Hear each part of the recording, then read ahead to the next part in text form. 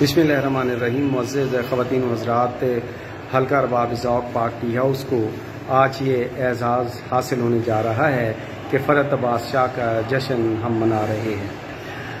पाकिस्तान के अलावा दुनिया के मुख्तलिफ़ मुल्कों से फ़रत अब्बास शाह की शायरी और शख्सियत के हवाले से जो कलमात और गुफ्तगू जो है वो हम वो शेयर कर रहे हैं इस अहद में, जब कोरोना की वजह से हम इनका तो बहुत बड़ा, जो मेरी ख्वाहिश थी हल्का अरबाब ज़ौक़ के मुंतज़मीन की, कि हम अल हमरा में इनका एक बड़ा जश्न फ़रत अब्बास शाह मनाएं और इनकी जो है इनको सोने का ताज पहनाएं कि इन्होंने अदब की खिदमत की, इन्होंने शायरी की खिदमत की और इस अहद में उर्दू अदब और के लिए जो है वो गिरां कदर खिदमात जो है इन्होंने हमें दी।